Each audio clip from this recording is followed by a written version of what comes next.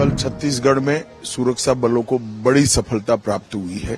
नक्सलवाद और आतंकवाद के खिलाफ एक सातत्यपूर्ण अभियान भारतीय जनता पार्टी की सरकार ने चलाया है। 2014 से ही हमने कैंप लगाना शुरू किया था। 19 के बाद कम से कम 250 कैंप लगे और सुरक्षा वैक्यूम को खत्म किया है। सरकार बनने के बाद 3 महीने के समय में 80 से ज्यादा नक्सली ढेर हुए हैं। हम देश से नक्सलवाद को उखाड़ फेंकेंगे। देखिए, सबसे पहले तो मैं समग्र देशवासियों को, सभी राम भक्तों को रामनवमी की बहुत बहुत शुभकामनाएं देना चाहता हूं।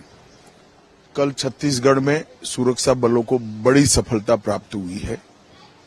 मोदी जी जब से प्रधानमंत्री बने तब से नक्सलवाद और आतंकवाद के खिलाफ एक सातत्यपूर्ण अभियान भारतीय जनता पार्टी की सरकार ने चलाया है और छत्तीसगढ़ में भारतीय जनता पार्टी की सरकार बनने के बाद वो अभियान में और गति आई है। 2014 से ही हमने कैंप लगाना शुरू किया था। 19 के बाद कम से कम 250 कैंप लगे और सुरक्षा वैक्यूम को खत्म किया है। अब छत्तीसगढ़ पुलिस का भी सहयोग जितना इच्छनीय है उससे ज्यादा ही मिल रहा है। इसका परिणाम है कि सरकार बनने के बाद छत्तीसगढ़ में लगभग 3 महीने के समय में 80 से ज्यादा नक्सली ढेर हुए हैं।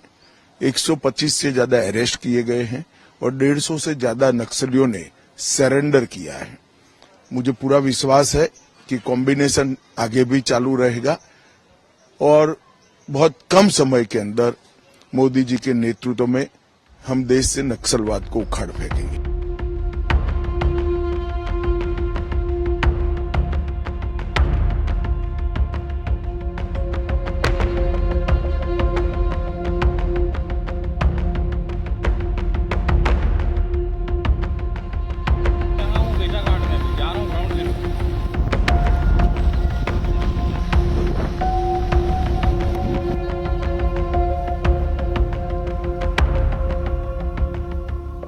कल 16 अप्रैल को जिला कांकेर के छोटाबेटी थाना क्षेत्र अंतर्गत जैसा बिनागोंडा कलपर इलाके में प्रतिबंधित एवं गैर कानूनी सीपीएम संगठन की नॉर्थ बस्तर डिवीजन, उस इलाके में आमतौर पर मार डिवीजन का भी कैडर्स का उपस्थिति मिलते हैं। इन सब आसूचना के आधार पर पार्टी रवाना की गए थे। डीआरजी कांकेर एवं बीएसएफ के एक संयुक्त अभियान थे और अभियान के दौरान जैसा फायरिंग हुआ और बाद में सर्चिंग में अब तक 29 माओवादी की डेड बॉडी रिकवर की गई थी। उनमें से 15 महिला माओवादी कैडर्स का भी डेड बॉडी है और उनका शिनाख्ती कार्रवाई की जा रही है। अभी 2 माओवादी कैडर्स का शिनाख्ती एस्टेब्लिश हुआ। इसमें एक डीवीसी शंकर, दूसरा डीवीसी ललिता का भी पता चल रहा है। फिर भी ऑथेंटिक जो आइडेंटिफिकेशन जो प्रक्रिया जैसा पूरा प्रोसेस कंप्लीट होने के बाद हम शेयर करेंगे।